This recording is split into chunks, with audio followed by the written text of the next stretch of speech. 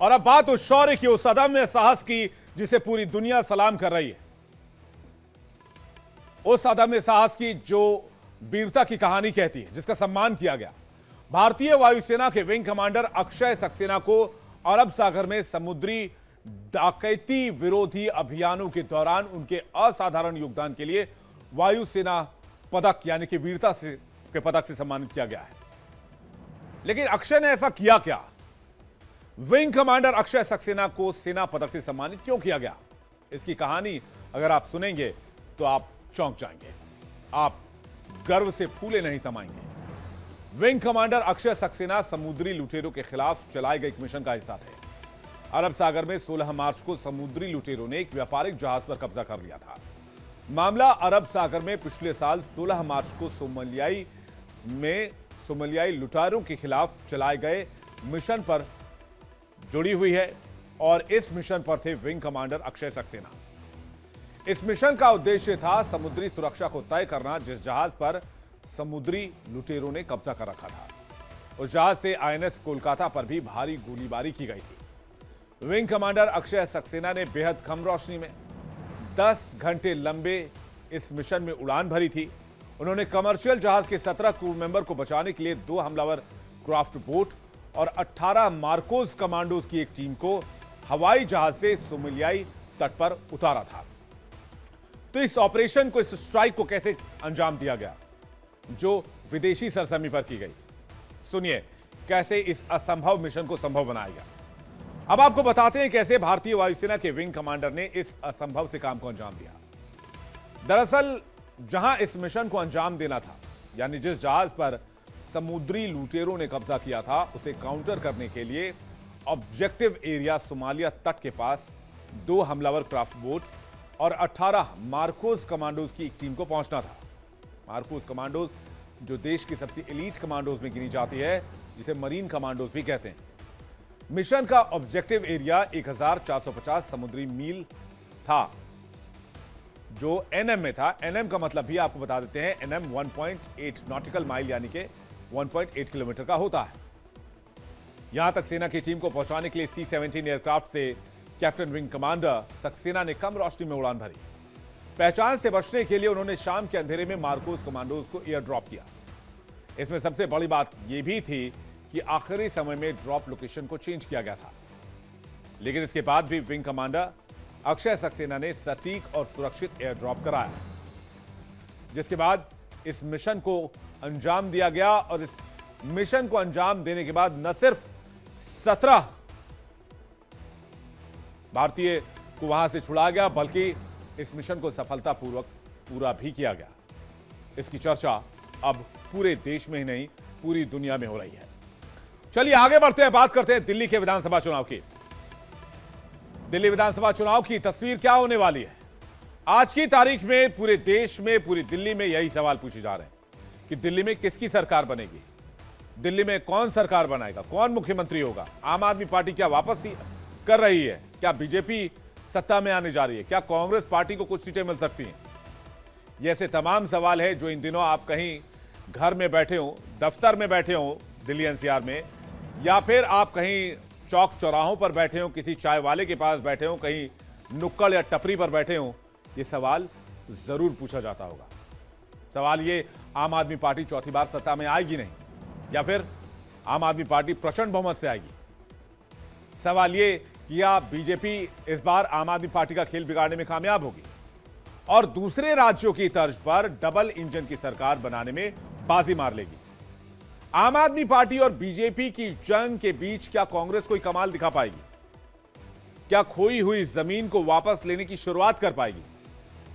ऐसे तमाम सवाल हमारे सामने भी थे और इसलिए इसका जवाब तलाशने के लिए वी प्रिसाइड इंडिया डेली ने दिल्ली में एक सर्वे किया।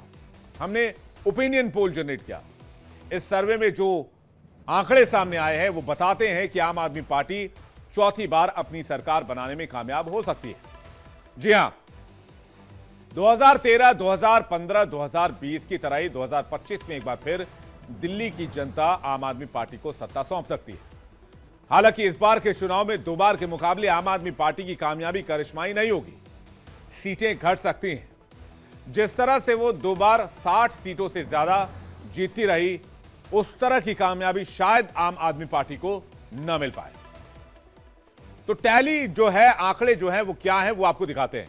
वी प्रिसाइड इंडिया डेली के ओपिनियन पोल के मुताबिक दिल्ली विधानसभा के 70 सीटों का गणित आपके सामने रखते हैं। ये देखिए, ये जितने ब्लू लेवल आप देख रहे हैं, इसमें आपको आम आदमी पार्टी की सीटें नजर आएंगी। ऑरेंज लेवल जो आप देख रहे हैं, इसमें आपको ऑरेंज लेवल में जितनी सीटें हैं वो बीजेपी की नजर आएंगी।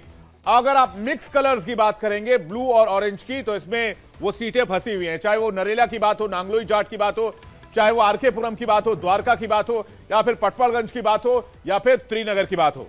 यहां पर मुकाबला दिलचस्प है, कांटे की टक्कर है 70 सीटों के हिसाब से। ये तस्वीर आपके सामने, जरा फुल स्क्रीन तस्वीर आपके सामने रखते हैं।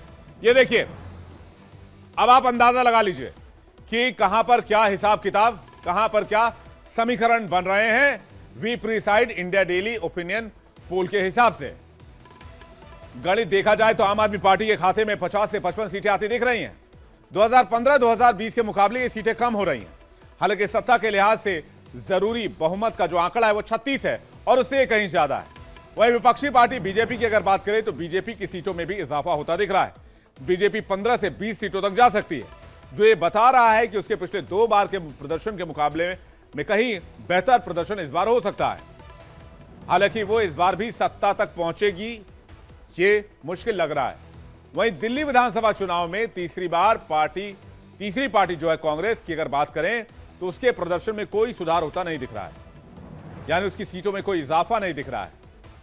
खाता इस बार भी खुलता नहीं दिखाई दे रहा है और 4% वोट शेयर के साथ ही संतोष करना पड़ सकता है।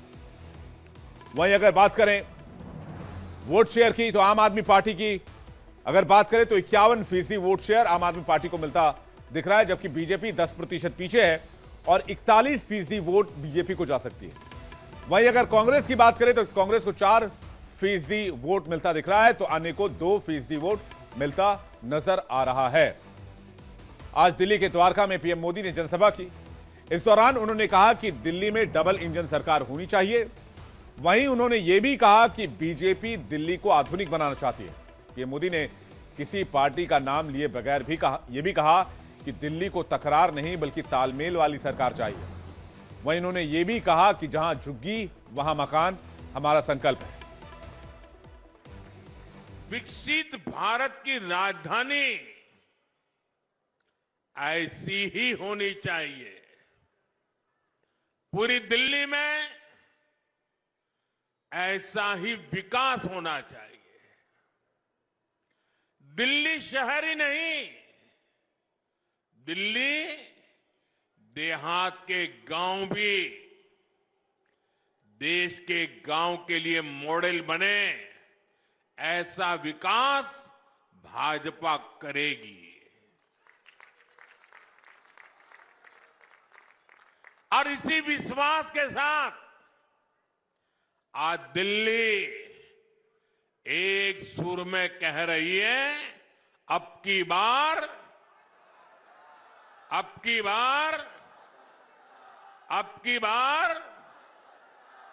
साथियों, दिल्ली को केंद्र और राज्य सरकार की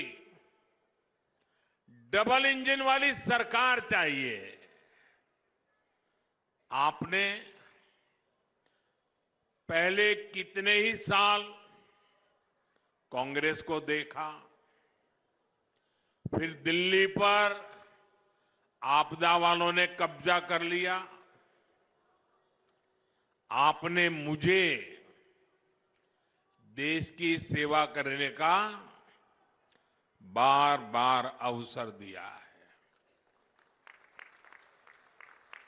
अब आप मुझे डबल इंजन सरकार बनाकर दिल्ली की सेवा करने का भी मौका दे। लेकिन आम आदमी पार्टी भी पूरा जोर लगा रही है। पंजाब के सीएम भगवंत सिंह मान ने यह दावा किया कि दिल्ली का चुनाव आम आदमी पार्टी ही जीतेगी। पंजाब सीएम ने कहा कि ईसी ने मेरे घर पर रेड मारी थी लेकिन उनको कुछ नहीं मिला। वहीं उन्होंने बीजेपी पर भी हमला बोला। क्या कुछ कहा, आपको सुनवाते हैं। दिन ब दिन लोगों का जोश बढ़ता जा रहा है और लोग खुल के बोल रहे हैं। अब तो लोग खुल के बोल रहे हैं क्योंकि लोगों ने फैसला कर रखा है 5 तारीख को। तो भारी प्रचंड बहुमत से चौथी बार अरविंद केजरीवाल मुख्यमंत्री बन रहे हैं। तो क्या मिला बताएं, बताए तो सही ना इलेक्शन कमीशन कि मेरे घर से क्या मिला उनको, मतलब क्या रिकवरी हुई। हाँ, तो कुछ भी बोल देते हैं, कहीं भी चले जाते हैं। हम कहते हैं कि प्रवेश वर्मा जो है वो 1100 रुपया ट्वीट करके बांटता है कि आज मैं यहाँ इस चौक में पैसे बांटूंगा। लोग वीडियो बना रहे हैं, हाँ जी 1100 रुपये लेके आए हैं, शॉल लेके आए हैं, साड़ी लेके आए हैं, उस पर कोई इलेक्शन कमीशन की नजर नहीं है। तो ये तो सीधे ही मतलब लग रहा है कि बीजेपी के कार्यकर्ता के तौर पे काम कर रहे हैं इलेक्शन कमीशन। कांग्रेस पार्टी को लेकर भले ही सवाल उठाए जा रहे हो, कांग्रेस पार्टी चुनाव में ताकत नहीं लगा रही है, लेकिन राहुल गांधी मैदान में जरूर है। कांग्रेस सांसद राहुल गांधी बीजेपी पर हमलावर नजर आए और साथ ही साथ आम आदमी पार्टी को भी घेर रहे हैं। जहां भी किसी भी हिंदुस्तानी पर आक्रमण होता है, चाहे वो मुसलमान हो, दलित हो, आदिवासी हो, गरीब किसान हो, आपको वहां राहुल गांधी और कांग्रेस पार्टी दिखेगी। और आप देख लीजिए, पिछले 10 साल की बात है, 15 साल की बात है, देख लीजिए, जहां भी आक्रमण होता है, जहां भी लोगों को डराया जाता है, हम वहां जाकर खड़े हो जाते हैं। हमारी विचारधारा की लड़ाई है, हमारी कॉन्स्टिट्यूशन की लड़ाई है, संविधान की लड़ाई है। और देश में 2 विचारधाराएं हैं, एक आरएसएस की विचारधारा और दूसरी कांग्रेस पार्टी की विचारधारा। एक विचारधारा जो संविधान को खत्म करना चाहती है, जनता को बांटने का काम करती है, नफरत फैलाने का काम करती है, और दूसरी विचारधारा जो इसकी रक्षा करती है, नफरत को मिटाती है। तो क्या राहुल गांधी की कोशिशें रंग लाएंगी? आइए देखते हैं 2025 विधानसभा चुनाव में ओपिनियन पोल क्या कहता है। आम आदमी पार्टी को 50 से 55 सीटें 51.2% वोट के साथ, बीजेपी को 15 से 20 सीटें 41.8% वोट के साथ, कांग्रेस का खाता खुलना मुश्किल है 4.1% वोट शेयर के साथ, और निर्दलीय के खाते में 2.9% वोट शेयर जा सकते हैं। यानी राहुल गांधी की कोशिशें शायद रंग न ला पाए। वहीं 2025 के आंकड़े की तरफ बढ़े उससे पहले आपको इस बार का वोटर्स डेटा क्या कहता है वो भी आपको बता देते हैं। जेंडर डेमोग्राफी पर करीब से नजर डालने पर बदलाव देखने को मिलते हैं। पुरुष मतदाताओं की संख्या 82,78,772 से बढ़कर 83,49,645 हो गई है, यानी 70,873 की बढ़ोतरी हुई है। महिला वोटर्स की संख्या 96,426 की बढ़ोतरी हुई है इसमें, यानी 70,77,526 से बढ़कर 71,73,952 हो गई है। इस बीच थर्ड जेंडर मतदाताओं की संख्या में थोड़ी बढ़ोतरी हुई है, जिसमें अक्टूबर 2024 से 30 नए मतदाता जुड़े हैं। तो ये तस्वीर जो है वो इस बार की कहानी थोड़ी अलग कर सकती है, क्योंकि वोटर्स बढ़ रहे हैं। दिल्ली के चुनाव में मुद्दे क्या हैं? मुद्दे अगर बात करें मुद्दों की, एंटी इनकम्बेंसी मुद्दा है, यमुना का पानी, विकास, महिला, फ्रीबीज, मुस्लिम, बांग्लादेशी घुसपैठिया, ये तमाम मुद्दे इस बार के चुनाव में हैं। हॉट सीट की बात करें तो नई दिल्ली विधानसभा सीट हॉट सीट है, जहां पर आम आदमी पार्टी की तरफ से अरविंद केजरीवाल, बीजेपी की तरफ से प्रवेश वर्मा, कांग्रेस की तरफ से संदीप दीक्षित हैं। कालकाजी सीट की बात करें तो वहां पर आम आदमी पार्टी से आतिशी, जो कि सीएम है इस वक्त, बीजेपी से रमेश विधूड़ी, जो कि अपने बयानों को लेकर विवादों में रहते हैं, और कांग्रेस की तरफ से अलका लांबा, जो कि पहले आम आदमी पार्टी में ही थी और अब वो कांग्रेस से चुनाव लड़ रही हैं। पटवाड़गंज सीट की अगर बात करें तो यहां पर सोशल मीडिया पर बहुत फेमस टीचर अवध ओझा, जो IAS IPS की कोचिंग देते हैं, वो मैच चुनावी मैदान में है। बीजेपी की तरफ से रविंद्र सिंह नेगी चुनावी मैदान में और कांग्रेस की तरफ से अनिल कुमार चुनावी मैदान में है। जंगपुरा की अगर बात करें तो आम आदमी पार्टी के मनीष सिसोदिया जंगपुरा से चुनाव लड़ रहे, पिछली बार पटवाड़गंज से चुनाव लड़े थे, हालांकि वहां बहुत क्लोज कॉन्टेस्ट हो गया था और इस बार आम आदमी पार्टी को यह डर था कि हो सकता है ये सीट फंस जाए, इसलिए सेफ सीट मनीष सिसोदिया के लिए ढूंढी गई है, ऐसा कहा जा रहा है।